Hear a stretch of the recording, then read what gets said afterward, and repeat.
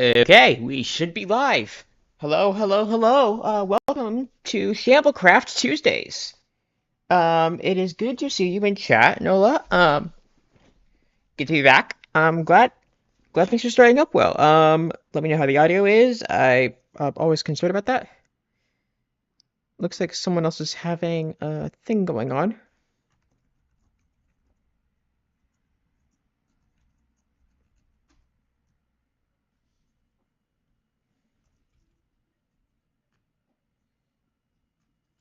Just gonna get in chat because it looks like something's happening. It'd be fun if we did some plot.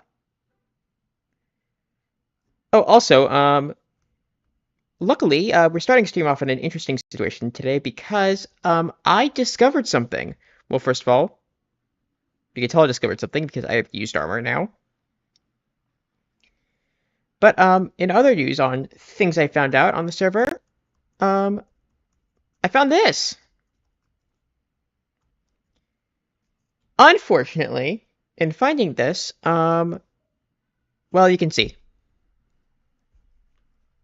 Warden is nearby, and actually I did have a run-in with said Warden. Oh, game audio, that's a good reminder. Okay, good reminder, thank you. Yeah, I had a run-in with a Warden. So I was a little concerned about that. Yeah, probably best to get out of here. Yeah, we're getting out of there now. Hey, Alice. Yeah, we're gonna run away from that thing as fast as we can.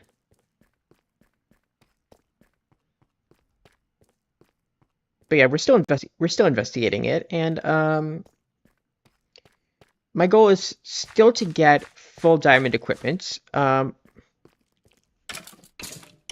that's bad. What am I hearing?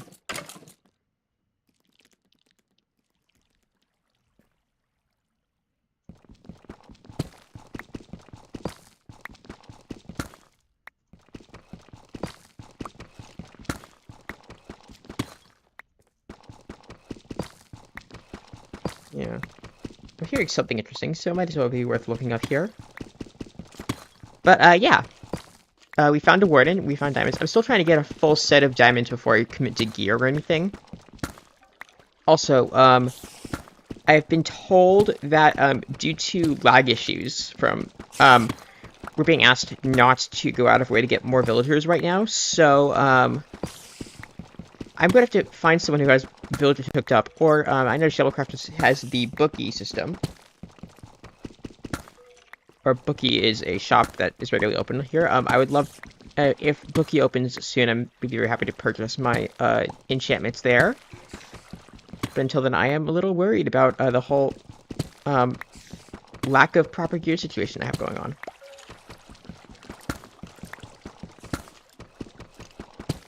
Ooh, cave.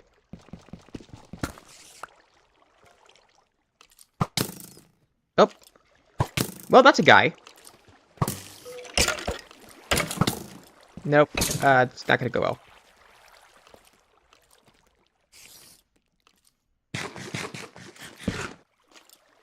Nope!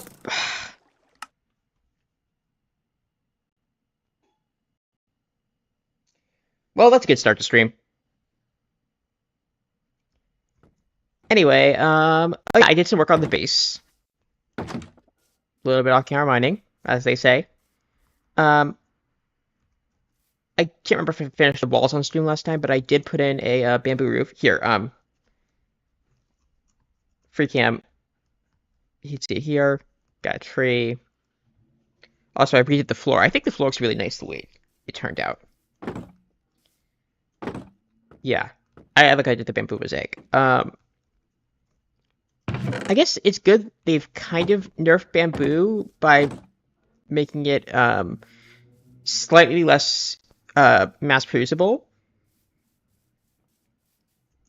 I'm sure it's possible to overdo it, but as of right now, it looks relatively fine. Yeah, keep inventories on in the Shamblecraft. I love it so much. I had an incident recently where I was on a server that didn't have it, and it was quite a reminder how awesome it is. Right, so what are we doing? We are going to get back for more diamonds. But first we're gonna get the crops. Alright, I have them in here.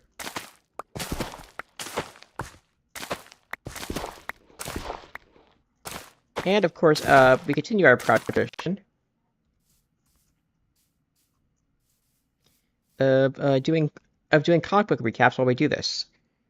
Nola, Nola, we're going to talk about that later because you said you had some interesting developments on that front, and I'd love to hear more about them. But also, yeah, comic book recap time. We're back to Crisis today. Nola, I think you left last time before I caught up to it. But yeah, with the issues 1 to 4. And Alice, I don't think you were here. Or who else is here right now? Yeah, so Crisis recap. We're gonna have to recap a bit of 1 to 4 to get back in this.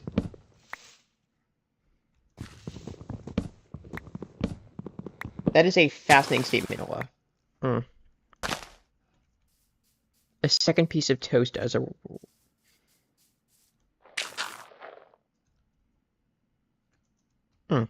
Okay. Sorry, it's a little weird to me. I don't know if you're here or if anyone's here to hear me explain it. But yeah,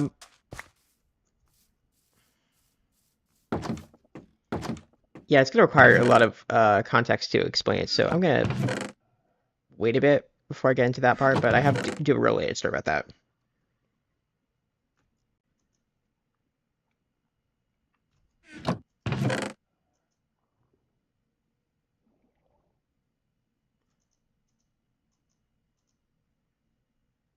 The Hades is it.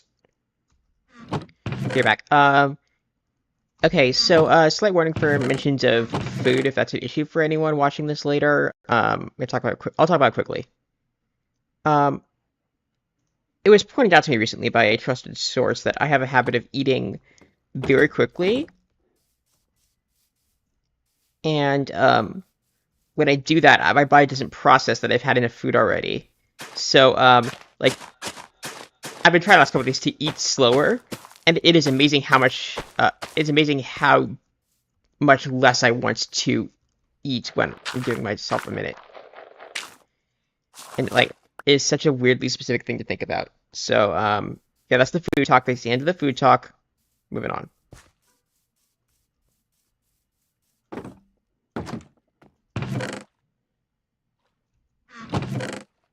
I am probably being overgenerous with the content warning on that one, but you know, I like people and I like people to be comfortable, so I'm working on what the appropriate level of content warning is and that kind of thing. Anyway, where are we? Crisis. So to recap Crisis, last time the first 4 issues, the short version is universe is collapsing because mysterious scary guy Alex Luthor was saved from the evil Earth by being sent in a rocket like Superman, rescued by bald alien called the Monitor, who recruited a great catalog of DC characters to save the universe. And they went across time and tried to save the universe. It didn't exactly go great because they still screwed up mostly. But Monitor's dead. Aside from that, things are going great. So where we get up to? Okay, so we're starting issue 5 today. And I do have Crisis here reference it because I reread it again this weekend, but I get a little confused about what happens where, so I'm just gonna refresh my memory of what happens in this issue. Okay. So yeah, Lila, also known as Harbinger, also the Monitor's former assistant, kills the Monitor because she's been brainwashed by mysterious evil guy of evil. Where are we? Trouble is, they've double-length issues here. Hi, Zels. Nice to have you here.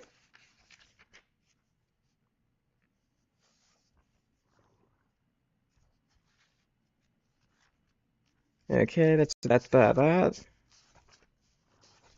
Sorry, I meant to do this sooner, but then I streamed and it's a whole thing. I've been having a day. Okay, I can do this. Right. Okay, so where are we? So yeah, Lila has been so yeah, Lila kills the monitor in front of Pariah, and then she walks back in as Lila and says, "Oh my god, what did I just do?" And then the monitor has a video recording kick in and says, "Yeah, don't worry, this was my entire plan." Yeah, I knew you were going to do that, so I made sure to time it so that when I died, my essence and energy would be used to transport the entirety of Earths 1 and 2 into a pocket dimension. Which is, you know, a thing we do now. So yeah, the Earths are relatively safe. Zells, you ate Korean fried chicken with sore throat. Yeah, I can see how that'd be a problem. Lots of food problems today. Yeah, we all like food. It's a thing.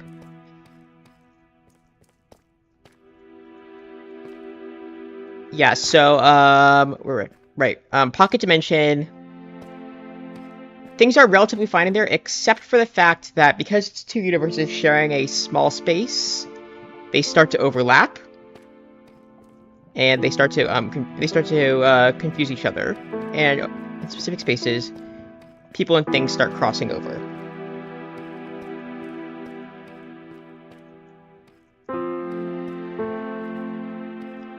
So, the monitors... No, sorry, not monitor. So, at this point also, Alex Luthor walks in, who is now a full-grown adult because apparently when you travel between universes as an antimatter baby, you suddenly become an adult. And he explains that the monitor told him about his whole plan and he knows exactly what to do now, so they're fine actually. And their next step is to gather all the heroes of Earth 1 and Earth 2 from all the time zones into one room where they can tell them, hey, your universe has almost died, here's what's going on. But then they don't tell them how to fix it, they say, okay, now go back to your universes and think about if you want to help us. So, we get an issue of all the heroes running around in their respective universes, trying to, put out fires, basically, as things go horribly wrong. And then, only then, after they all do this for, like, 20 pages of action, do they all agree, yeah, fine, we'll help out, we'll help now. So then, after all that, they don't take all the heroes back. Honestly, sometimes skipping parts of teenagehood would not bother me, but, you know. So yeah, they don't call all heroes back, they just call a small selection of them and say, yeah, we intentionally didn't get all the heroes here, we just wanted to make sure you're all on board with this. So, that's the end of issue 5, is they get the small group together, and they tell the small group, okay, our next mission is to save the other 3 remaining Earths, because there are only 3 Earths left. They happen to be Earths 4, S, and X. Earth 4, of course, being where Blue Beetle is from, Earth S being Shazam, and Earth X being the, one with Nazis. Don't we just love that? Right. So then, as the issue ends, of course, something hits the satellite, and it starts to get destroyed. Also happening in this issue, the evil guy of evil has kidnapped the Flash. I don't remember if I mentioned that last time. Yeah. Teenagehood. It'd be like that. So yeah, the evil guy of evil has kidnapped the Flash and has the Psycho Pirate there torturing him. And Flash is just watching all this happen and is really annoyed. And then the evil guy reveals his next step of his plan to kidnap a hero known as the Red Tornado. Now, Red Tornado has been a public eye a bit before, but in case you don't know who that is, he looks a lot like Vision, but instead of phasing in lasers, can make tornadoes and wind storms around his hands. Yeah, pretty much it. Basically he turns him into a bomb. And then since the red tornado out makes a big deal.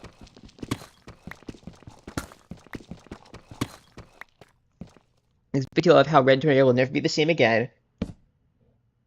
Oh! I know, that's a good point, Alice, thanks.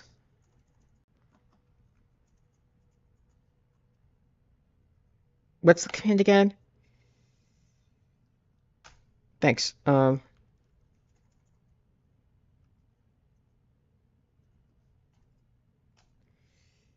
What's the command? It's not CC open, is it?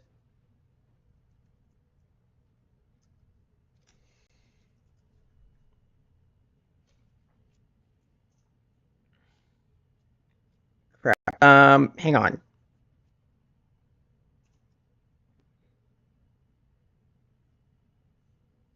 No, I know it's in the Discord.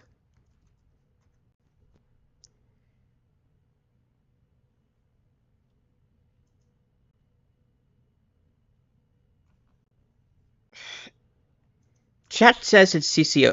Discord says it's CC open, but oh yeah, we're good. Okay, we're good. Hang on. That reminds me. Is proximity chat up? Because I'm pretty sure I fixed proximity chat.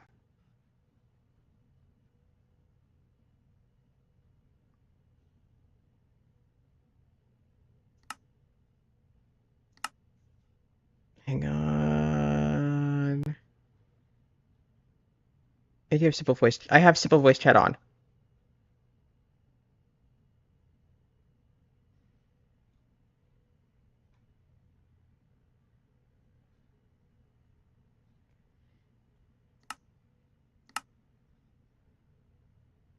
Hang on.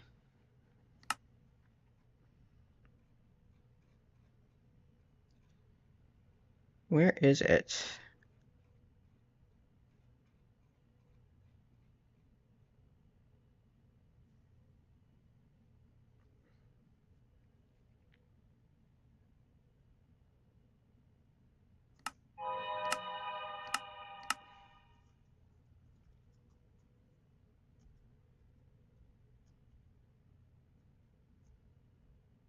Gosh.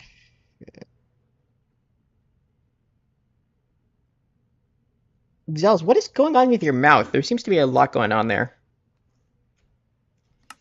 Sorry about this.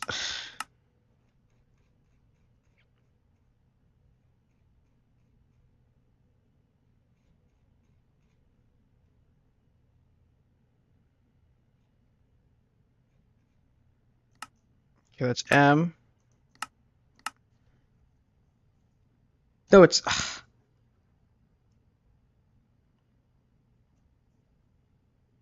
I have overlapping controls. It's a whole thing. So many buttons.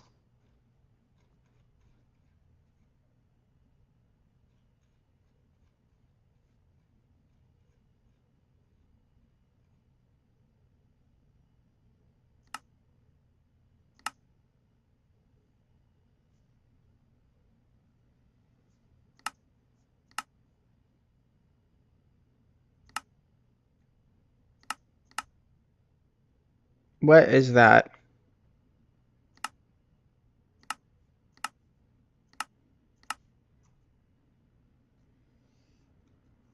You're fine. Oh.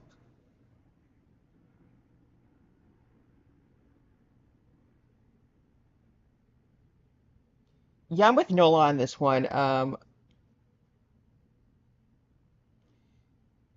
Zels, I appreciate that you are going through stuff. I would ask you to not describe exactly what steps you've been taking to fix this in any more detail in chat.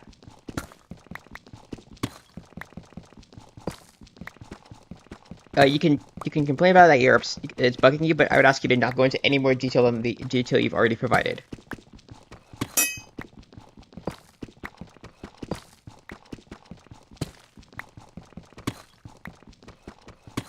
Thank you. Thank you for understanding. I appreciate it.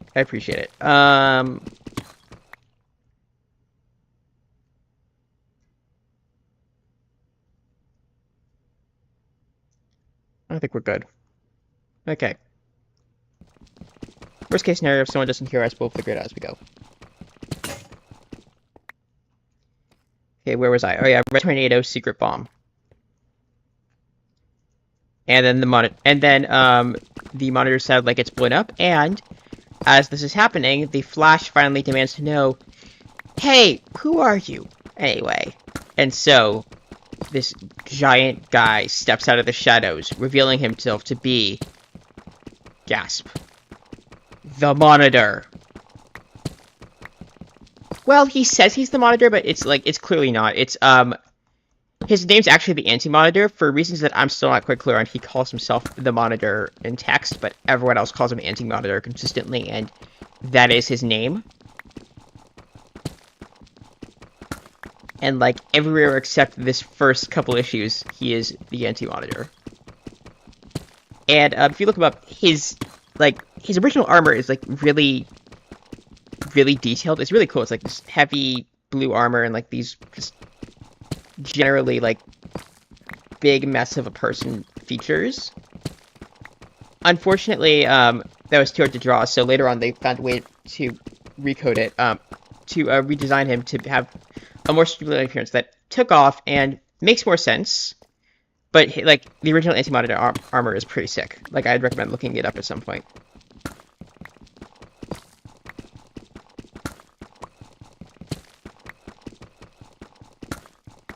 Yeah, you'd think that Nola, but nope, he's the villain of this story.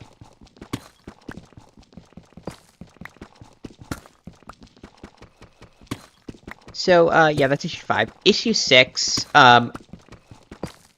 the Anti-Monitor and Psycho-Pirate are continuing their plans, and Anti-Monitor decides that it's going to be too easy for the heroes to rescue the 3 other Earths, so he has Psycho-Pirate basically, mind blast the entire population to get them all incredibly paranoid and concerned. So the surviving the surviving heroes from the Monitor satellite get sent to these 3 Earths, while Alex Luthor and Lila wait on a rock in space, as you do, because they can both breathe in space now, I guess. But yeah, they get sent to the other 3 Earths. Issue 6 is a great giant fight scene with all the heroes from all the other brands that DC bought showing up and meeting members of the proper DC universe. It's a lot of fun. You get a lot of cool moments. Some weird ones. It's some weird ones, like Judo Master saying some questionable things to Katana about how he feels about Japanese people, which is not great. And Judo Master has not been used much, so I think that's probably for the best that we didn't use Judo Master anymore.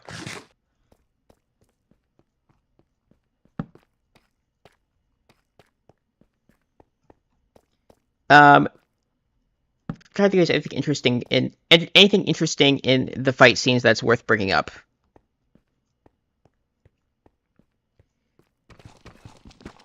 Oh yeah, we get some more Hawkman stuff, which is fun, and will be relevant later because Hawkman is a mess of a character that I would love to explain in great detail. Oh! Wait, this is the part where I finally get to talk about Shazam. Okay, so what are the Earths? Earth S has all the Shazam characters. Now, you may know Shazam as Shazam, or the guy with the white cape, red lightning bolt, and some popularity, and Zachary Levi. I think I can say that? Yeah, I think I can say that. Anyway, Shazam is kind of a thing now, but he was not originally DC. He was originally a character from a company called Wiz Comics that got purchased by DC and folded into the universe during Crisis. However, his name was not Shazam originally. His name is Captain Marvel. And there's a much better known Captain Marvel these days. You may have heard of her. May have heard of the other Captain Marvel these days, and that one's actually from a company called Marvel. So, Captain Marvel, as he first appears in Wiz Comics, came about around the same time as Superman, so he's an older character. But there was a lawsuit, and Marvel won the rights to keep using the name, so he's been quietly dropping the Captain Marvel name for a while now. At the time, he also had the Marvel family, which featured characters such as Mary Marvel, Lieutenant Marvel, in the original version, Uncle Marvel, Captain Marvel Jr. There's so many Marvel family characters. There's a lot of fun. And they all use the name. It was fine until the lawsuit. But yeah, because of that, now we have to call Captain Marvel Shazam. And it left an awkward situation of all the characters around him who were made with the Marvel theme in mind, but now that you can't call the main guy Captain Marvel, it doesn't really make a lot of sense to keep it around. So, for the past few years, they've been dancing around what their names actually are, and it's been a lot of fun. They settled on Shazam. My favorite was one time in an alternate timeline story, they renamed him Captain Thunder. I think that works better than just calling him Shazam, because Shazam's what he says to turn into Shazam. But the closest thing he has to an official name is Shazam. There's a great comic from the 90s that I have, where they just call him the Captain of the Lightning and Thunder, and just keep on making allusions to this powerful guy walking around, and they never actually call him anything because they can't call him Captain Marvel.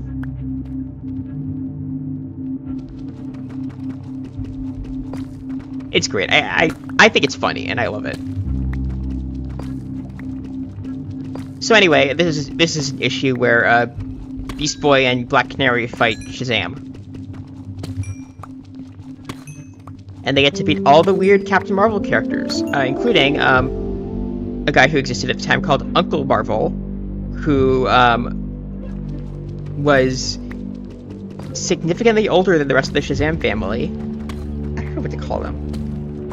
I'm just gonna keep changing it up. But yeah, they beat Uncle Marvel, who is an old guy, and Lady Marvel and Captain Marvel Jr. And looking at all this, Beast Boy gets concerned about the number of people and variations on the theme, and he announces that he's going to quit if there is a character named Fetus Marvel that shows up. Now, there is not anyone named Fetus Marvel, thankfully, but honestly, kind of a missed opportunity in my opinion.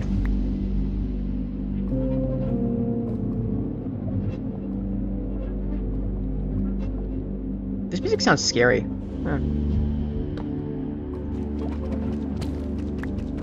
So yes, Fetus Marvel is not a character. But they do this whole thing where they're fighting them. They fight them for a bit, beating around. Blue Beetle, who, if you remember, was there for the first part of the story and actually knows these people now, acknowledges that he knows these people and says, "I know this is stupid. We should not be doing this, but I can't help it." And then proceeds to continue to try to beat them up.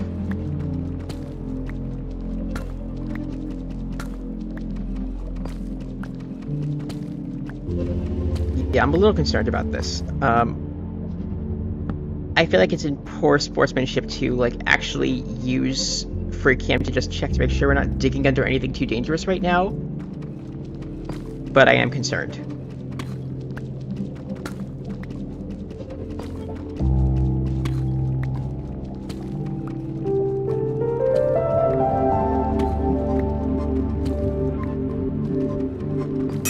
Oh, crap. No,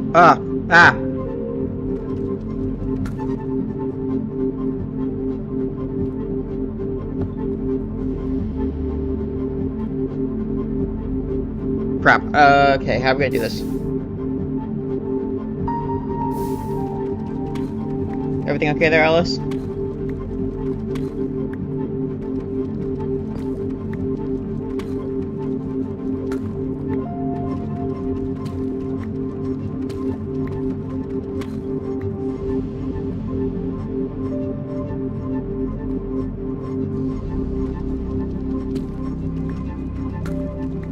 I'm trying to think if I'm missing anything in this issue, where they're all fighting. Lots of punchies. Lots of punchy in issue 6.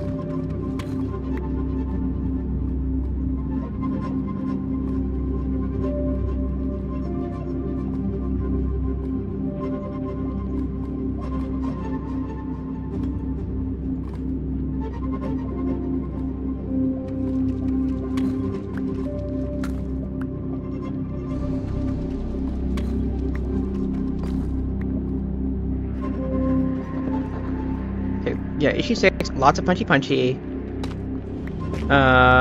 Anything else important?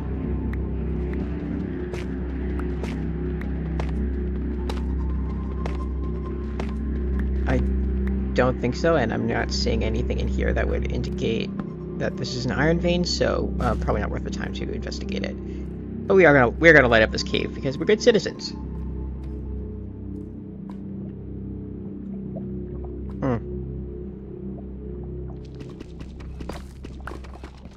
I think issue 6, punchy. How do they stop it? Oh yeah, they stop it by they stop it because as the machine is blowing up, or as the satellite's blowing up, they find Lila and Alex Luthor find a piece of equipment that Lila uses to basically force herself in between all the universes and pull them in manually. Doing that does save them, but it does overload her powers, so she loses the Harbinger powers for a bit. And treats it as a huge sacrifice, which it is, I guess. But yeah, that's issue 6. Issue 7. Oh yeah, so they save the universes and everyone's fine, and they do apologize about the whole thing. And they get everyone on the same page at this point. But yeah, that's how that ends. But now 5 universes all existing in a single space. And there is a problem because as the universes are all existing in the same space now, they're all bleeding together and they're all moving towards collapse with each other. And they have to stabilize them. Which, again, Lila does manage with sacrificing her power. So once the universes are all fine, we get to issue 6. Issue 7. Issue 7 is double length because it is the halfway point of the story and features one of the more iconic moments of this crossover. If you've seen a cover of a single issue of Crisis on Infinite Earths, it's probably issue 7. It's pretty famous. It has Superman holding Supergirl's body and just absolutely wailing. Because this is the issue where Supergirl dies. Spoiler. But, I mean, it's on the cover.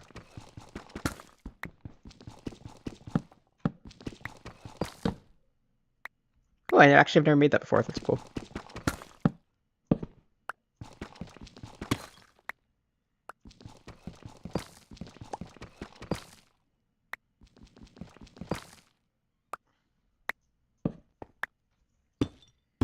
So yeah, this is the issue where Supergirl dies. Where was I on that one? So, yeah, if you look at the cover, it's really good. George Perez at his most George Perez and best. But yeah, basic premise of the issue. Already spoiled that. But how it happens is probably the most respectful I've ever seen a superhero death done. Like, if you're going to kill a character, this is the way to do it. That or what they did to Magneto in recent issues of X-Men, which, spoiler, but also completely different topic, so whatever.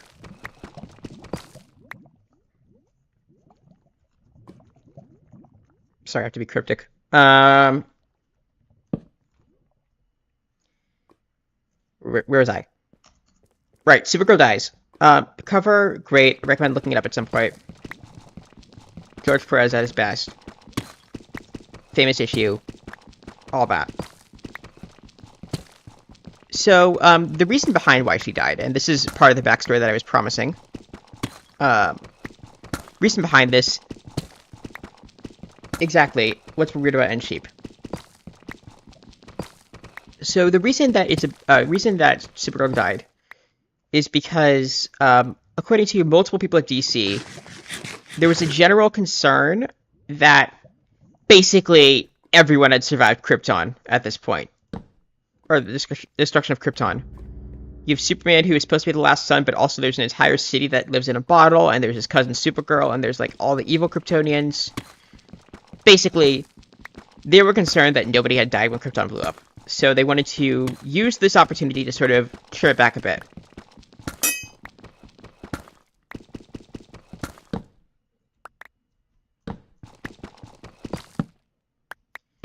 Which, I mean, is fair, but also does suck for people who are fans of the character. and also probably not the best way to treat one of your more prominent female characters. Luckily, because this is Crisis in Infinite Earths and we still have the multiverse, there is a backup in the form of Power Girl, who is Earth 2 Supergirl, who does not die, and in fact survives Crisis entirely, and gets merged into the DC universe as a character with amnesia and an ambiguous background. So she's not technically Kryptonian, but there's still a Supergirl.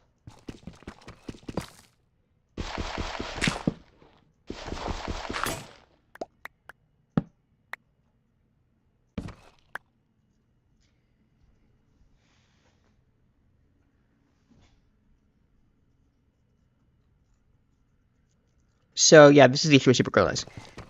But before we get to the major character death and archive warnings applying, we have the explanation of the plot. Lila, Alex Luthor, and Pariah get together and realize they should probably explain to the heroes what the hell's been going on. And so to do this, they summon a representative of each of the universes. Because remember, there are now 5 universes surviving and 6 represented because Lady Quark is still around. So what happens is they go to Earth 1 Superman, or first they have to go convince everyone to participate in this conversation, which requires several pages of characters interacting and giving speeches about why this is important. But they get Earth 1 Superman, Earth 2 Superman, Shazam / Captain Marvel, Uncle Sam of Earth X. Sorry, I don't think I explained it. Uncle Sam is the leader of the Freedom Fighters. He's just literally Uncle Sam, like from the propaganda posters. I think he has like some vague superpowers of like clairvoyance, but for all intents and purposes, this is just a living embodiment of Uncle Sam. And to represent Charlton, they get Blue Beetle. This, again, is my favorite recurring theme of Blue Beetle keeps getting invited to things because people know who Blue Beetle is, but they can't justify it in story, so they just get around it.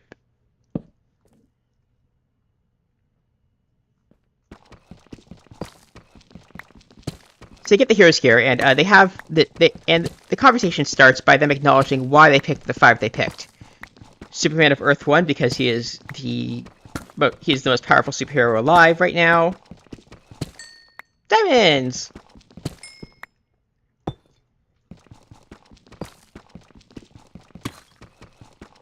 Ooh, government jobs, we love it. Government jobs. Yes, so Superman is there because he is the most powerful hero alive. Earth 2 Superman is there because he is the first superhero. Shazam is there because he's the world's mightiest immortal. Uncle Sam is there because he is, quote, the embodiment of hope and peace. I love the 80s. And Blue Beetle is there because, well, they don't actually say why Blue Beetle's there. They cut him off. He cuts them off. Like, they're about to try to give a bullshit answer, and he says, yes, skip the part, it's not important. Let's get down to why we're here. So then they explain the lore. The lore that we get here, and apologies for repeating because I don't remember what's already been established off the top of my head. But the lore we get here is, in the beginning of time, there was only supposed to be one universe. But, there was a mad scientist named Krona who 10 billion years ago wanted to learn how the universe came into existence. And in doing so, he accidentally opened up a portal to antimatter and blew it up, and suddenly there's a multiverse now. Basically, it's Krona's fault this exists. This will be important later. And in doing this, there was the antimatter universe created the Anti-Monitor as its representative. And in response, the matter universe, the Prime One, created the Monitor to fight him. So they fought for a few billion years, and then they both knocked each other out for basically until now. Pariah comes in, where he's involved in the story is, at one point, he tried to also learn the nature of the universe, and in doing so, did something that accidentally woke up the Anti-Monitor. and who immediately started eating universes, including Pariah's original home universe. And so he wanders the cosmos now as a penance for blowing up his universe. And that's his deal. He frames it as 3 great tragic sins, but it's really... He messed up once, and he is just really upset about it, which... It's a pretty big mess up, but, like... It's not 3 great tragic sins. And so then they're about to explain Lila's backstory, which we already saw, and Alex Luthor's, but they just say, it's not important, and skip it. They don't even imply that they discussed it off panel, they just say, not important, move on. So that's the lore we're getting right now. And the reason they're getting all this lore right now is because they're about to go into the antimatter universe to destroy the Anti-Monitor's cannon that he's been using.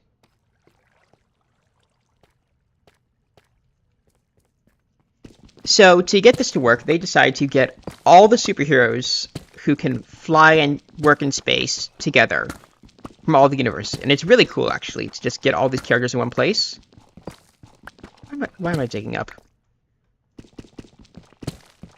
But yeah, they get all the characters in one place. So you have both the Supermans, all the Green Lanterns, all the Supergirls, Captain Atom from the Charlton universe, Shazam, all the other Shazams. Actually, no, wait, sorry, they don't take all the other Shazams for some reason. It's just Captain Marvel. So yeah, they all get together, they all fly through a giant portal in space to the antimatter universe, which consists of basically a single castle. And the Anti-Monitor has slaves in there who are working to, I don't know, dig out stone or something. It's not really clear what they're mining, but they're mining something in a floating castle in space.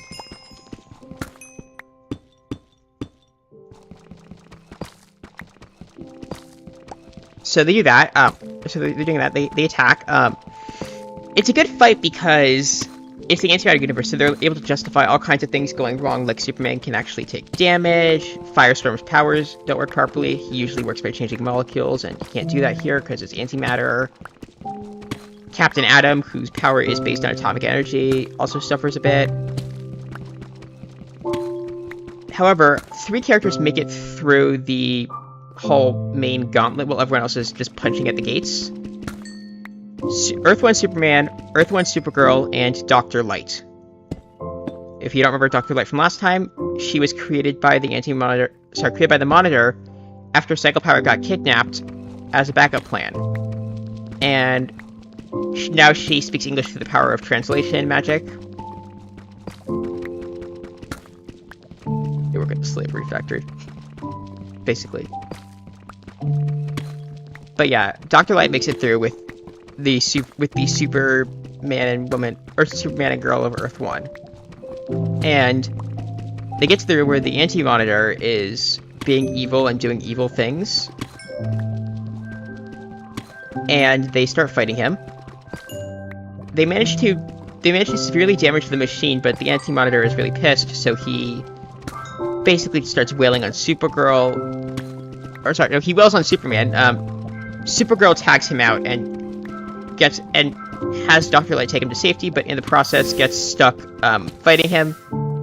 And as she does, she rips off the Anti-Monitor's armor, and he starts to explode, and they take the whole room with them. So that's how Supergirl goes down, saving Superman and the entire universe. And it's done much better than I said it was, but as this is happening, Dr. Light is watching, and she's saying, "Oh my god, I've learned what selflessness is now, thanks to Supergirl. I'm finally a good person magically because I watched you die."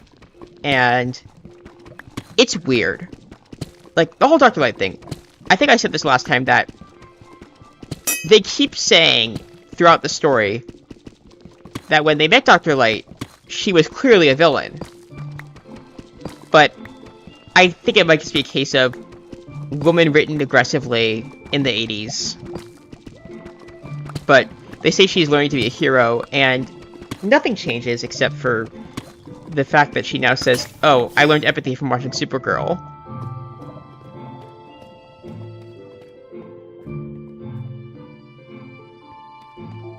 And but from this, she swears to be a better hero and a better person because she watched Supergirl die to save her cousin and the universe. But it's nicely done. Like, the art's beautiful. She gets a good moment in where she talks about why she does what she does, and if you're gonna kill off a character for a stupid reason, this is probably the way to do it.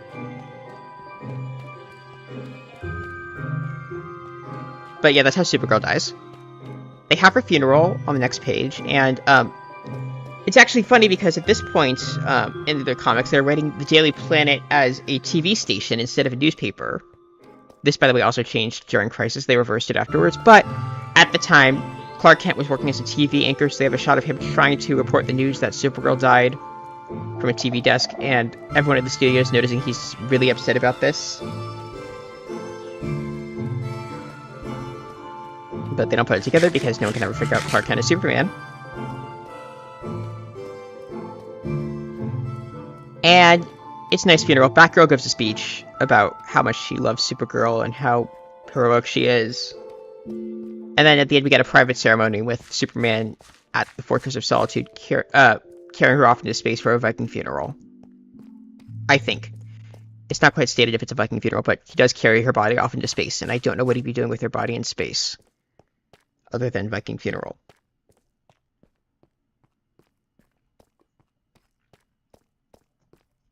So yeah, that's issue 7. It's double length. Great art, great fight scene. It is a fun one, and I don't think I'm doing it justice by explaining the plot. But it leads us to issue 8, which is the last issue on today's roster. Issue 8 has, let's call it 2 main plots. Plot 1 happens on Earth and is basically superfluous. It exists to set up all the tie-ins, which is really funny. One thing I love about issue 8 specifically, and they do it in a couple other places too, but it's most noticeable here, is they had every series tying into Crisis on Infinite Earths, so they would be setting stories during it, but to justify it, they had the plot start in the pages of Crisis, so people felt like they had a hook to read into it. And it doesn't always work. Like, there's a quick scene in here where Guy Gardner, who is one of the Green Lanterns, most commonly known as the asshole one, but Guy Gardner goes back to where the Green Lanterns live, and they say, Guy Gardner, do more Green Lantern stuff, and he says, okay. And then there's an explosion, and he goes to investigate it, and then you have to go read about that in his own book.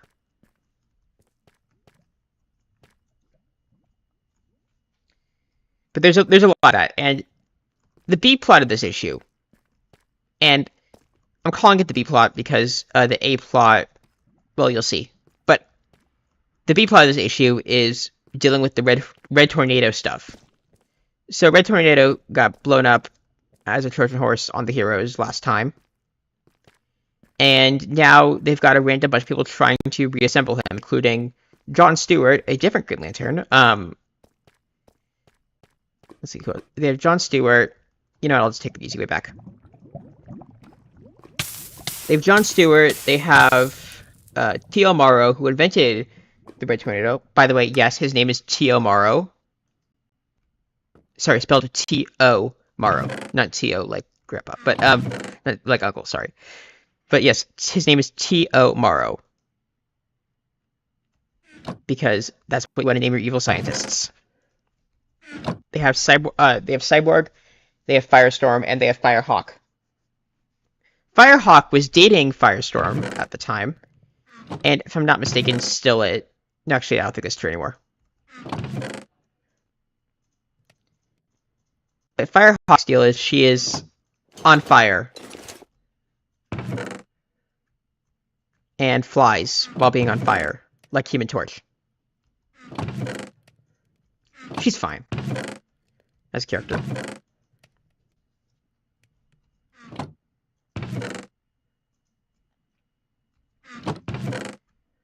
So Firestorm and Firehawk get recruited into this, and characters keep getting invited to this to help out, and a lot of them have like dubious technical expertise. Firestorm is not an unfingering roboticist. Green Lantern, like, you can argue, he's from space. He's probably more familiar with robots than most people on Earth. T.O. Morrow invented him. Cyborg is a cyborg. Like, that makes sense. But then why is Firestorm here? Because we need him for when things go wrong. Inside Red Tornado's body is also the Atom, another superhero who is functionally DC Ant-Man, who is actually a scientist and does know how these things work, and because he's small, can run around inside the robot, so, like, that makes sense. And then they get one more person for this collection. Blue Devil. Blue Devil is a literal demon from hell. Why is he being invented to work on the robot? Because at one point he built a bodysuit. And I guess that's justification enough to stick him in this thing. The real reason Blue Devil is there is because when they start investigating Red Tornado's body, he immediately blows up. And because they're on a satellite in space, they need to evacuate. And they all get sucked out through different things to different tie-ins. Blue Devils is my favorite example of why is this how this happened, because he has no reason to be here, and as he's trying to escape the exploding satellite that they're on, he steps through a portal that he assumes is the exit, but it's not. Lost video.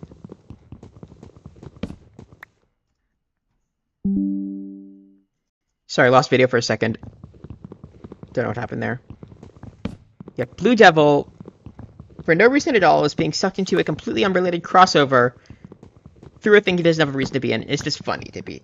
It's funny to have him around for this. The other good one that comes out of this is Firehawk. The reason she's here is that her costume can explode. I'm not kidding. And she redesigns it immediately to be a completely different costume. It's a good costume. Why they chose to make this the way she changed her costume, why they chose to do this in issue 8 of Crisis on Infinite Earths, I will never understand. It is a cool costume.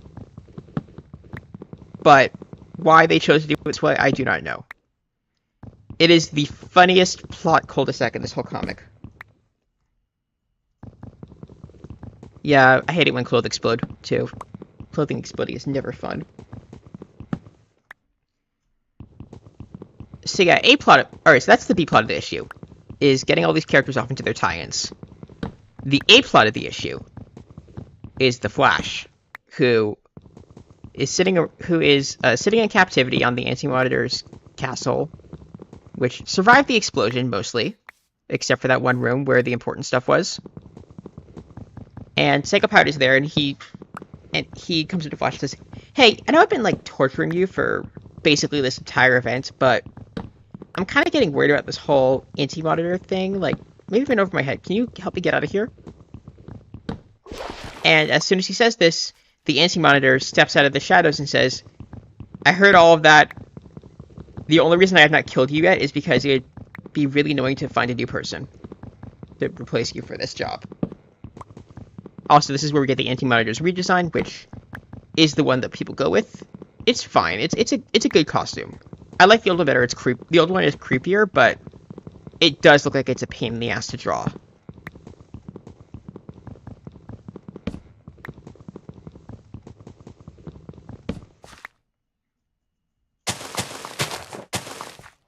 So we're gonna replant that tree.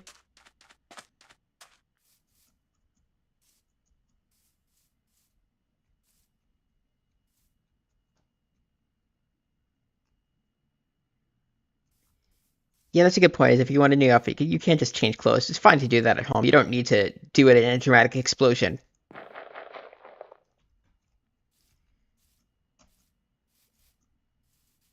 So yeah, Flash is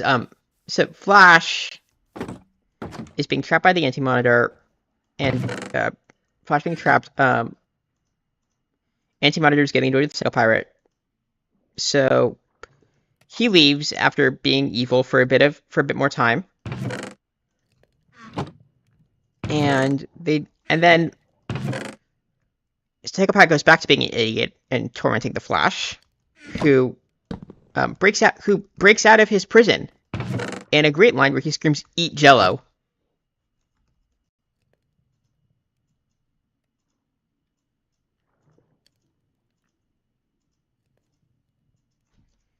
The reason he says "Eat Jello" is because his prison is kind of gooey, but it's just funny to me that his first reaction is to shout, "Eat Jello." He is, of course, massively pissed off about the whole kidnap and torture thing, and proceeds to beat the shit out of Psychopirate for a while before realizing he has a better escape plan. His escape plan is to have Psychopirate turn all the slaves against the Anti-Monitor and run around the facility, really quickly, turning them on, starting a massive uprising, which doesn't work, but it does buy him some time to escape. However, on the way out, he does notice a new antimatter cannon that's going to destroy the remaining Earths, and so he realizes he's going to sacrifice himself to destroy it. So the Flash, of course, uses his immense scientific knowledge to carefully figure out how to explode the thing, and escapes after exploding it. I'm kidding, he does not. Instead, his solution is to run really fast in a circle around it. A lot. And somehow running around in a circle helps. I don't know. He's running fast enough to do dimensional stuff, and the cannon gets destroyed, but in doing so, he starts pushing back through time, and we get to see him interact with Batman earlier. That thing earlier where he was warning Batman, and we understand now the context is that he was dying when that happened. It was really sad. And there's a sequence where he gives his famous speech as he's dying. He talks about there's always time to save the world, and it's a famous sequence of panels where the Flash basically decays while running away, and you just see him collapse. And it's a moment, and that's how that issue ends. Well, actually, that's not true. There are two more things that happen. The first thing that happens. Okay. First thing happens is over on Earth 2 when all the heroes are saving people from the chaos caused by reality collapsing in on itself, as happens sometimes.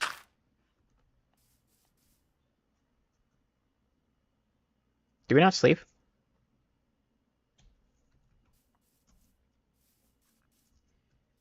This guy, Wildcat, who is a Justice Society character, his deal is that he dresses up like a wildcat and punches people. He apparently... I don't know. I guess he's popular enough to warrant this, but he's showing up here... Unfortunately, because he is a guy in a wildcat costume who is old, things fall on him and he breaks his back. However, luckily, the child he was saving gets picked up by a new person named Yolanda Montez, who is a woman who's just there. And so there's a subplot now for a bit about Yolanda Montez donning the Wildcat costume and becoming the new Wildcat. Of course, this is clearly done to be wokeified, but, it's good. I don't understand why they chose to focus on Wildcat at this point. It makes about as much sense to the Blue Devil thing to give her this much attention at this point in the story, but it's fine. I don't know if they ever did anything with the character, honestly. I've never heard of Wildcat outside the story, except for one alternate universe thing, which literally had every character ever by a guy who knows too much about comics.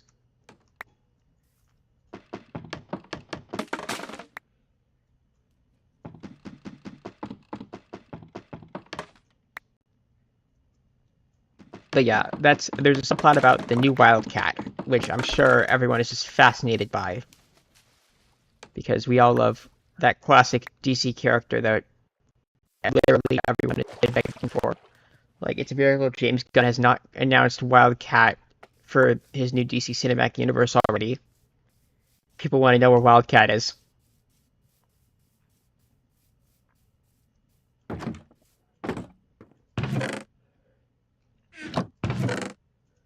people are calling for Wildcat.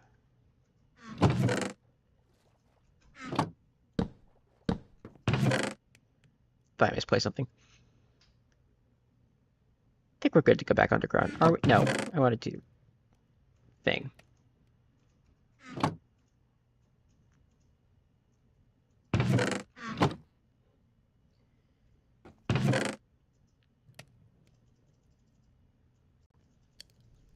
Okay, so there's the Wildcat, and the one other thing we have going on in this issue is, at the very end, watching this all happen, a certain green-cloaked figure screams in pain, realizing what is going on.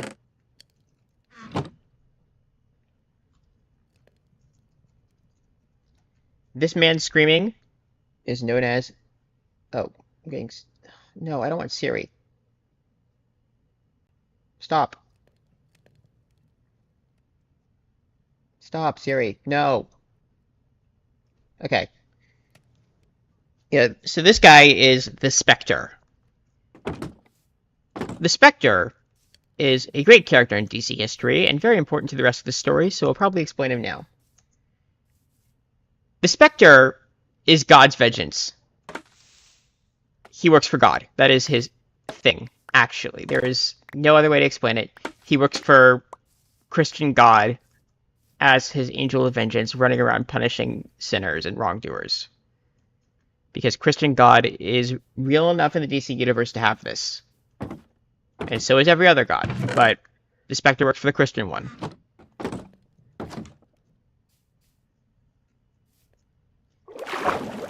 Comic books. But yeah, the Spectre is glitching out of the store. The Spectre's ridiculously powerful and can basically do whatever he needs to do for the story, and now he's in this.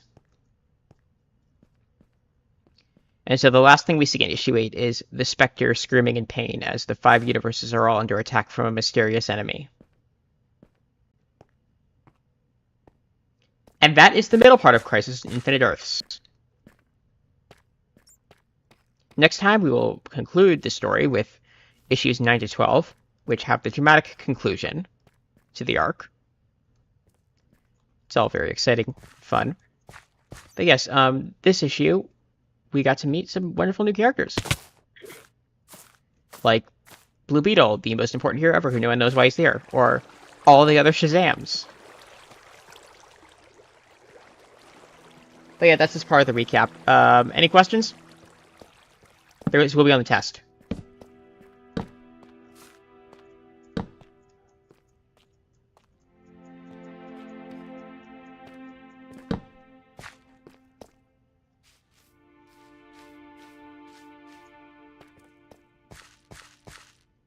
Oh, you can. Yeah, you can curse. It's fine. You can curse. I try not to on stream, but it gets out enough that I don't care anymore. It's fine. Say what the fuck you want. No, as far as DC's concerned, literally every universe was either blown up or sucked into the Anti-Monitor's void. Sorry, the Monitor's void. And, I think I mentioned this last time, but that technically includes the Marvel Universe too, because apparently George Perez drew one of the universes that collapsed to look like the Marvel Universe.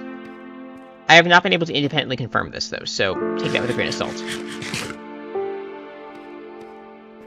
And canonically, we are dead in it also. That comes up next time, but they do acknowledge that the real world is also destroyed in this.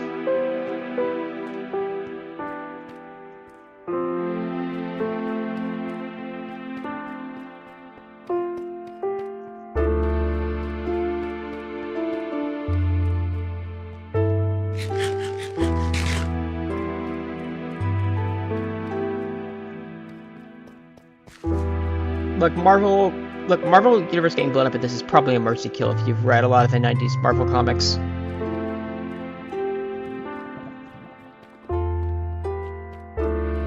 That's a joke for all you people still mad about Rob Liefeld, who I'm assuming nobody watching the stream knows.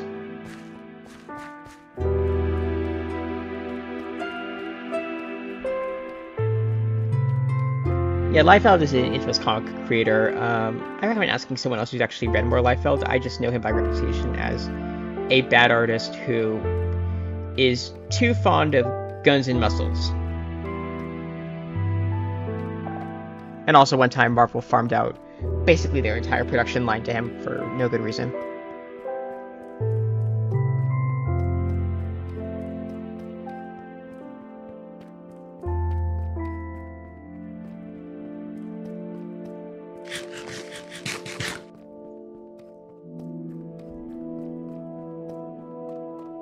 But yes, that is the history of the Marvel Universe as it is known the history of DC Universe as it is known through Crisis, is the deaths of Supergirl and the Flash. So funny story, yeah, Supergirl was not brought back for several decades. Because they did want to commit to the whole Last Son of Krypton thing, so they killed her off. They had a different version of Supergirl that was called Matrix also, who I believe was some kind of alien slime that can shapeshift and took on the form of Supergirl. I'm honestly not sure, but the point is, they would do anything except make another Kryptonian Supergirl for a while. But they eventually got over that, and now Supergirl's back and fine.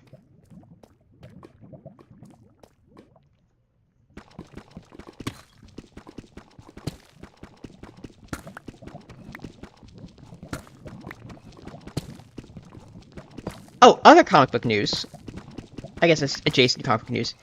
Stephen Amell, formerly the Green Arrow of the CW DC universe, has publicly announced that he doesn't really like this whole strike thing. This is funny because one, it's just mean and not very team player of him, and two, the Green Arrow is famously written as an angsty left-wing superhero. Like, if any superhero in the DC universe were going to support the strike guaranteed 100%, it'd be Green Arrow. I think most of them would because they're, like, good people generally, but, like, Green Arrow is written as the guy who would be on the picket line.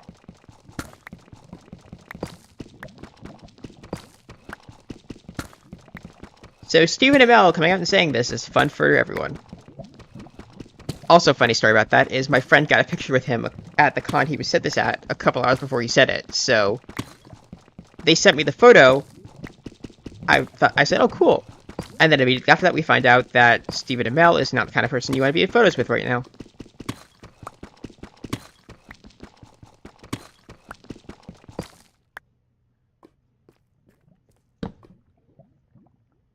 Literally, like, 2 hours before.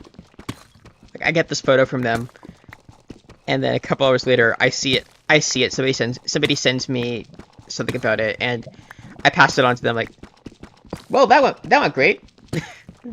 Great timing on that photo, huh?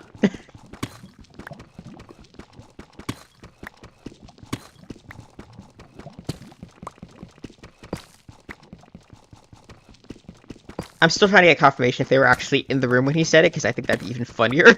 Like, imagine getting that photo and then immediately he says this. But no confirmation yet on that one. I saw another rumor that I can't corroborate, but it is very funny, and, at the very least, it's a good joke, even if it's not true. And again, I can't stress enough, I do not know if this is true, but apparently...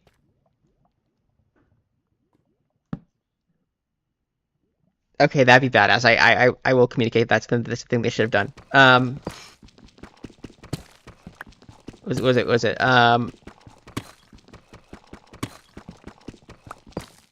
There's a photo from the CW DC era of TV shows. It's probably a meme now of Grant Gustin, who played the Flash, standing over Green Arrow's grave and making the peace sign. I'm sure you've seen it. You know meme.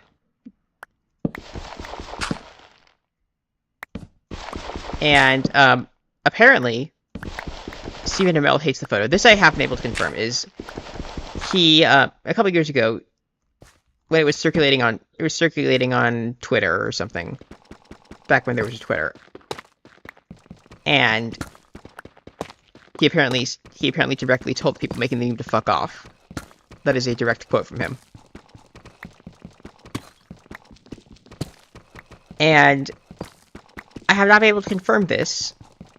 This is the part I can't confirm, is I heard a rumor that it's because the reason that photo, they even took that photo, was because he was being really annoying when they were filming that day.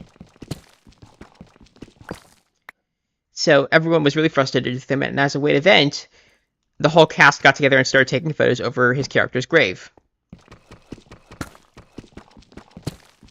And that's where that came from. That part, again, I cannot stress enough that I cannot confirm this. I've been trying to for the last couple hours. Part of the reason my stream still is, I was trying to figure out if this is true, because it's so funny if it is.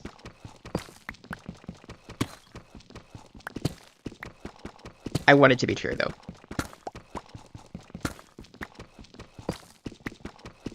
But yeah, that's the current news from the DC TV universe that has now ended, thanks to James Gunn. Honestly, probably for the best. I have a lot more opinions on the DC TV shows, but in the interest of supporting SAG-AFTRA and the WEGA, I will not be sharing them on stream. You can corner me later. I will tell you a lot about how I feel about The Flash 2014.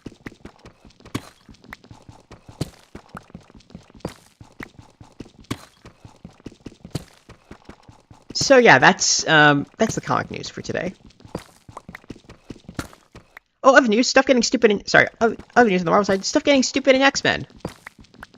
They had a very bad issue that's very controversial, and I don't like it. It requires too much context to explain it at the time left on stream, but... basically... if you could hear that car horn, that was the car horn saving you from an X-Men rant. Oh yeah, I am very excited for cool superhero stuff to happen after the writers get paid. Because you kind of need them. I don't know if you know this about comics and superhero movies and media in general, but kind of important to have like a qualified writer making sure there's a good story under it all. And you kind of need actors also to play people.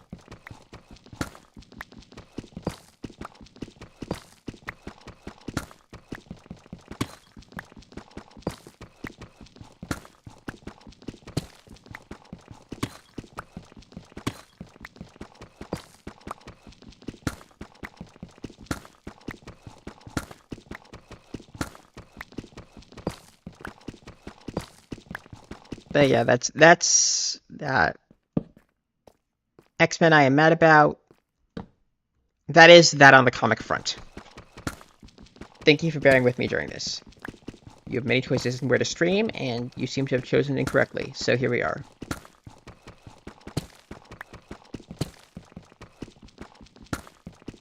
So what other stuff is going on in the world that we can talk about? Twitter's stupid. I've asked multiple people if it's okay if I still call it Twitter, and they have told me that it is fine. Oh, that's your first mistake. Zedaf's episode's great. Why would you turn off Zedaf to watch me? He has the aerial sheep service.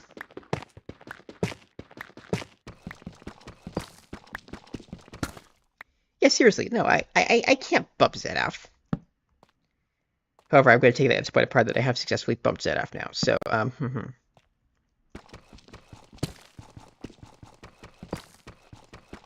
That is true, his video is recorded. Mine is not.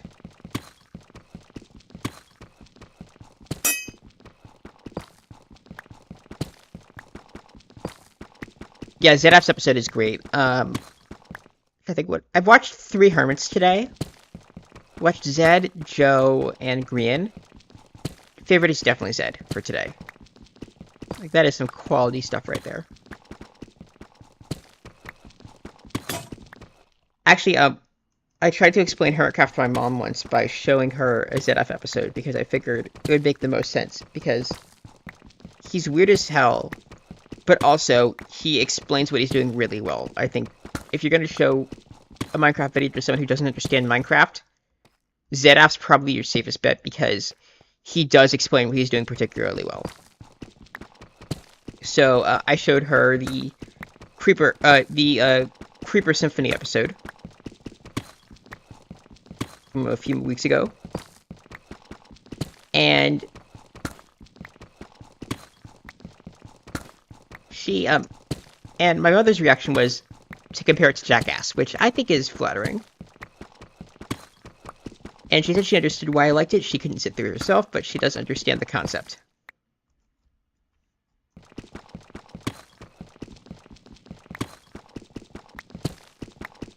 I am considering trying to get her to watch this episode because I feel like she'd appreciate the aerial sheep service immensely.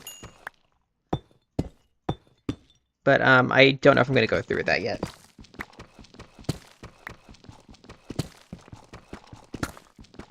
Well, if you're going to watch one thing today, watch that. If you're going to watch two things today, throw in the Joe Hills episode.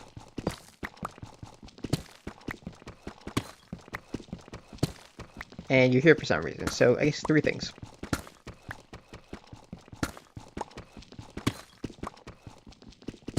Oh yeah, Zed's science theme. That was a lot of fun. That's what got me into him as a creator. He's very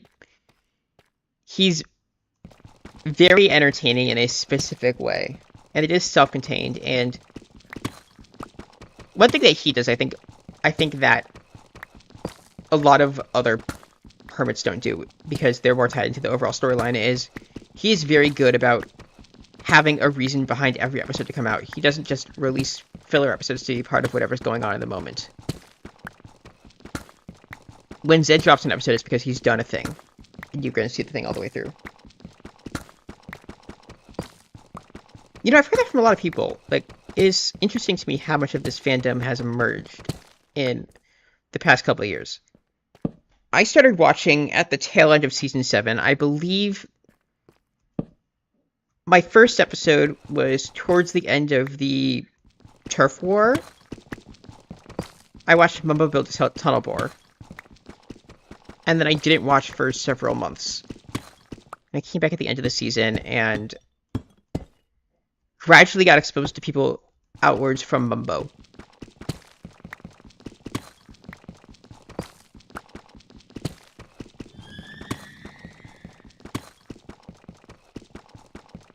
Yeah, Zed does not do lore.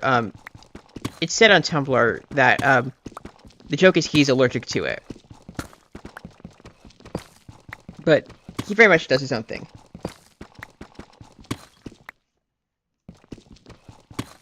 If I remember correctly, during the Moonbig arc, his reaction to that was basically, yeah, I'm sure someone else is going to handle it.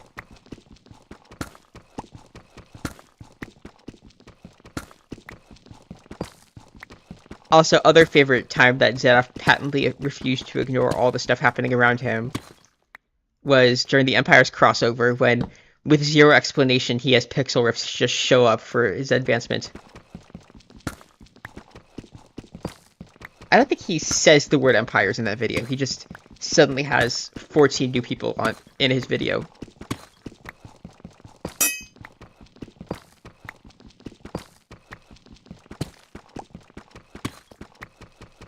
Yeah, that's very relatable, is someone else's problem. It's like the Hitchhiker's thing. Hitchhiker's Guide to the Galaxy, there's that joke about the SCP field. That just makes everyone assume that whatever's going on is someone else's problem. I'm a big fan of making things other people's problems, if I don't want to deal with them.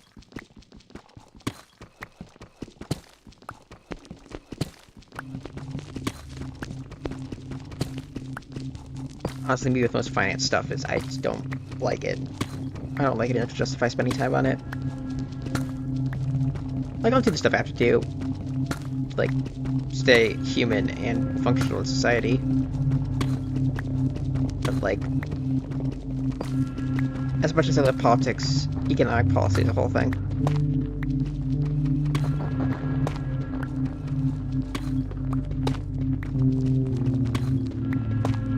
I was about to make a joke that I haven't paid taxes in years, but I realized I'm on stream being recorded, and I can't say that because people might take it seriously. To be very clear, I do absolutely pay taxes. I've never committed tax fraud. I don't want to commit tax fraud. It's just one of my favorite jokes to casually imply that I don't actually pay taxes. And I can't make that joke on stream, so I just had to ruin it.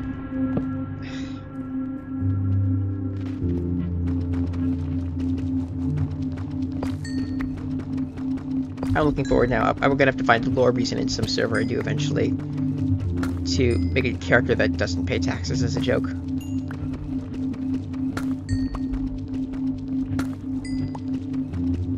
Well, I mean, if you look at Amazon, it's pretty easy to not pay taxes. Just be incredibly rich. Have money to pay taxes so you don't have to pay taxes. That's how it works, apparently. I don't know.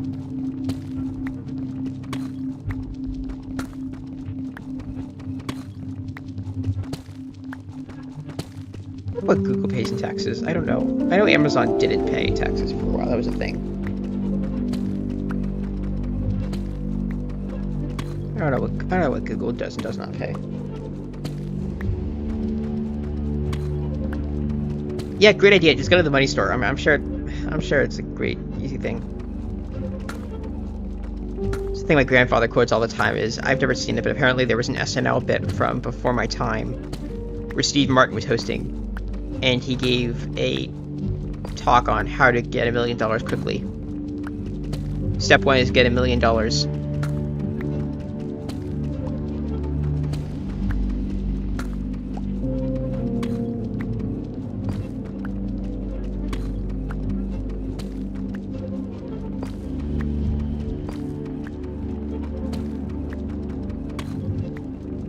That's a great point. In a weird way, we all do kind of work at the money store.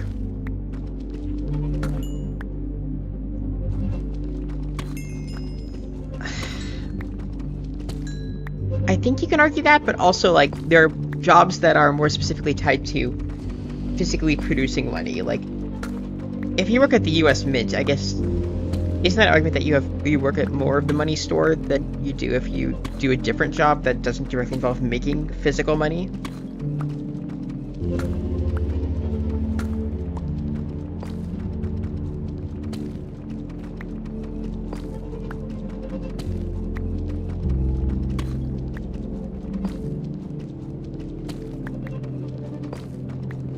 Yeah, I think it's a better argument if you work for the US Treasury in some way that you're at the money store.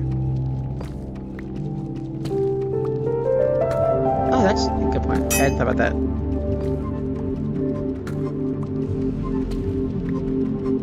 Is the gold repository the money store if you're just, like, storing money? That's storing gold. I guess it counts. It's fine.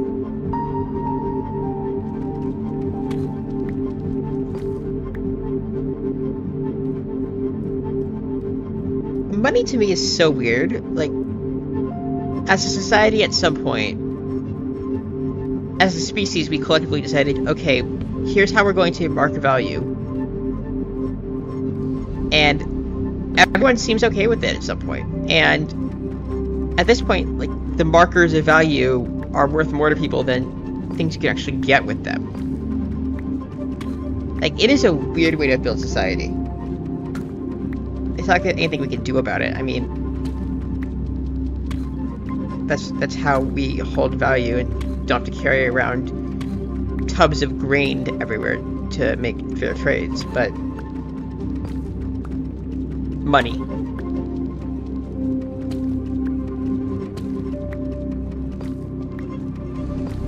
Also, remember the thing like 3 years ago where they're gonna put Harriet Tubman on the 20? Whatever happened to that?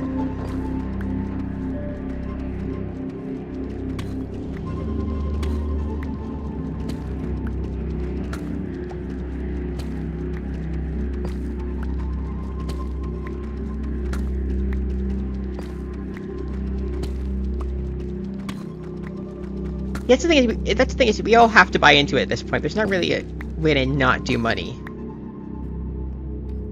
Which is stupid. Like, it's a made-up thing. It is the most made-up thing of all time, and none of us can escape it.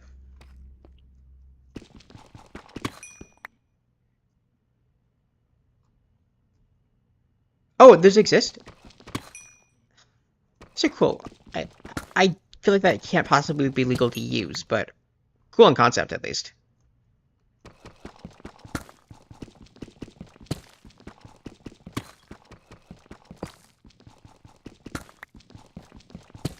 But I do need to know about this Harriet Tubman stamp now. I'm imagining it works like a sticker, but if it doesn't, but if it is just like applying enough ink to reshape Andrew Jackson's face into Harriet Tubman, I would kill for that. That's too fucking funny for me.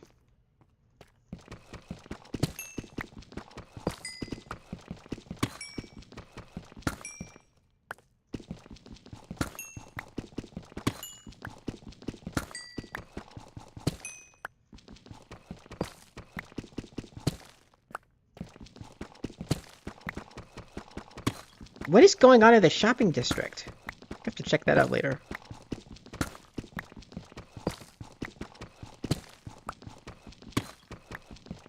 I did our other shopping district. It's already up and running. I guess it's been 3 weeks. It makes sense. Oh, I would totally do that. Just like collect random historical figures for photos.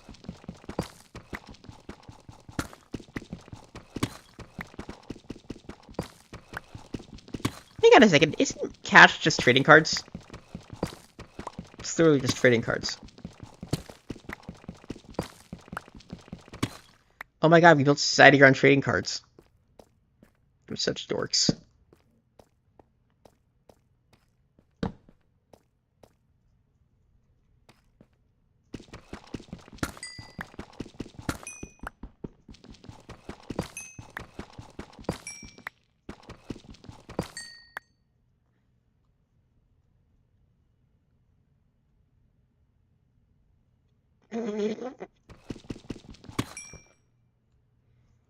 I haven't played Magic the Gathering in years. Like, I was into it in 2015, and I still have most of those cards, but I don't know, just it was a lot to keep up with, and I don't know enough people offline who are willing to play it to justify the game.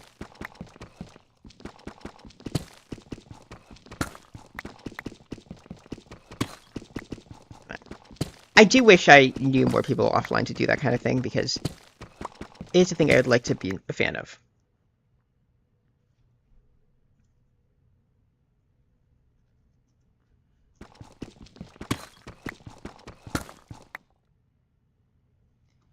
Oh, that's very fair. That's a great reason to not be into it.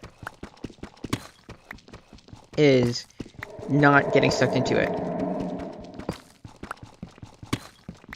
Justification matters. For, like, if you're gonna spend money. For a while, I only buy, like, collected issue. I only buy collected editions of comics, and I read them thoroughly before I go out and buy more, because I don't want to get sucked into spending however much every week on them anymore, especially when the prices of individual issues going up. And also, it's less of a gamble if you know you're getting a collected edition of good comics.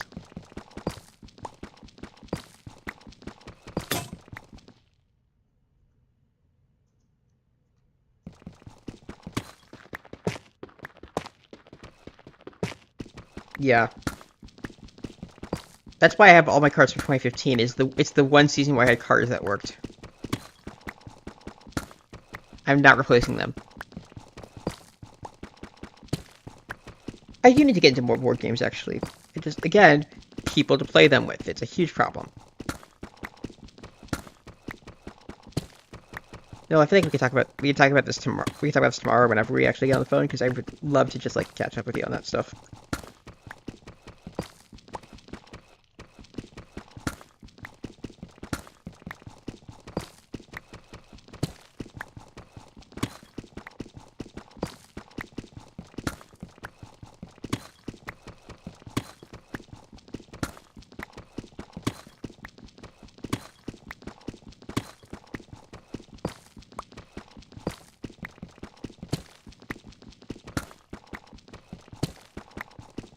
Yeah. Board games are one of those things I do need to get better at. Like, there are a lot of... It's so much nerd stuff I feel like I need to get better at, because I'm not good at it. Like, it's a proper nerd thing I'm just not particularly invested in the way I feel like I should be. We left a long stretch tunnel.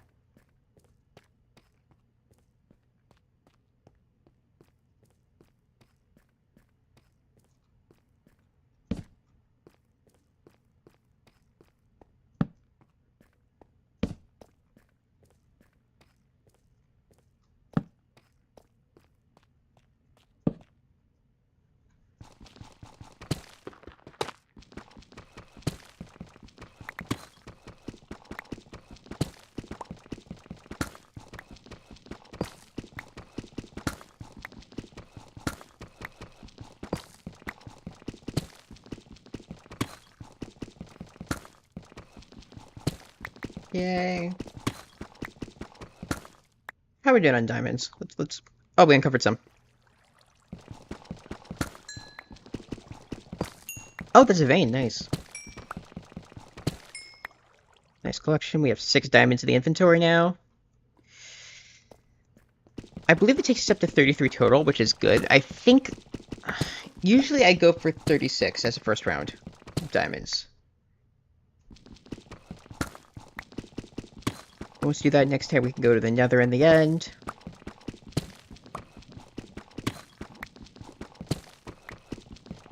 Investigate the shopping district. There are things we can do.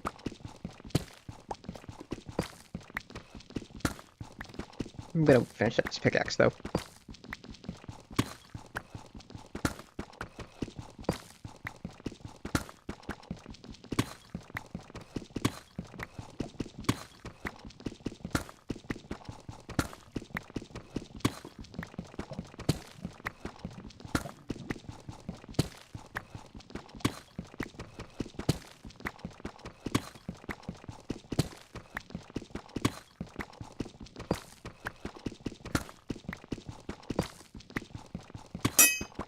Okay, almost there.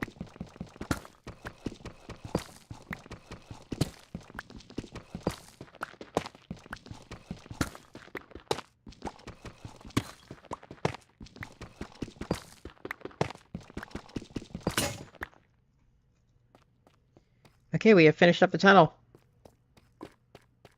Or at least that pickaxe. I think this is as good of a time as any to go back upstairs.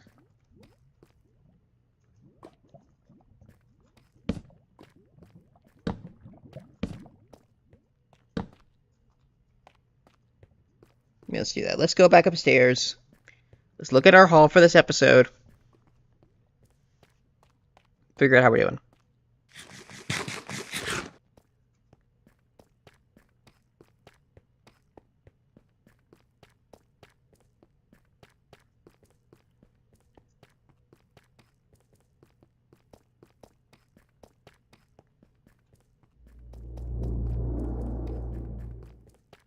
That was the sound.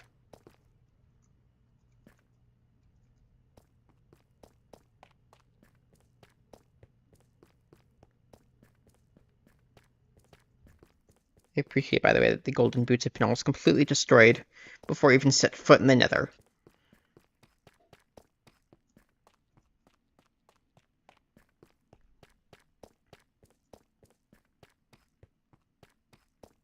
We have dug a long way. I'm glad we've almost done all the diamond digging we'll need for a bit.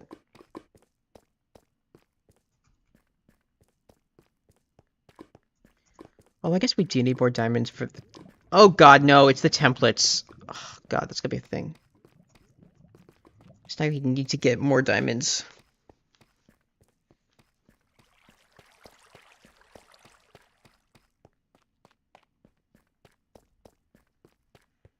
And also, we have an economy on this server. It doesn't run on trading cards, which is even more frustrating than ones that do.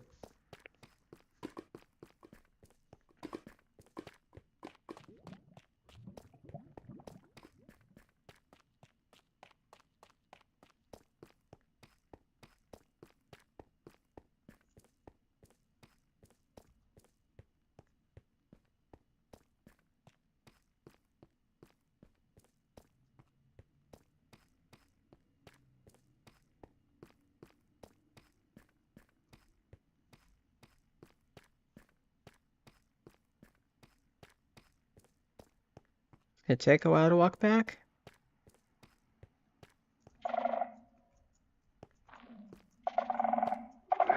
Any chance we could trigger a warden? Fast travel back by a warden. Let's go. Come on, warden. Come on. Come get me, bro. You're on.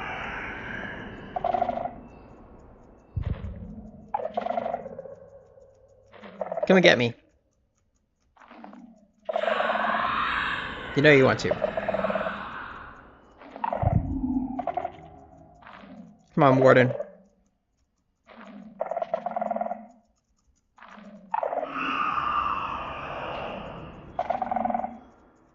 Come on. Heck yeah, let's go. Come and get me.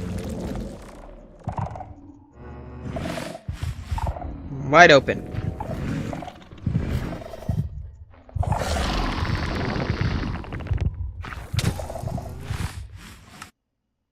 Fast travel.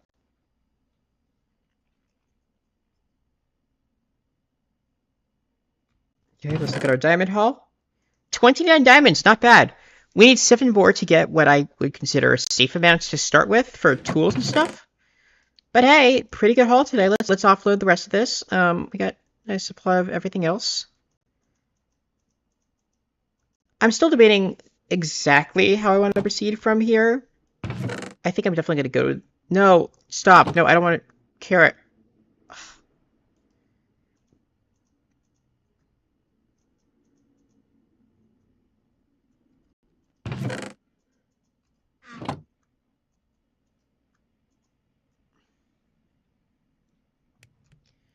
Okay, let's go with that then.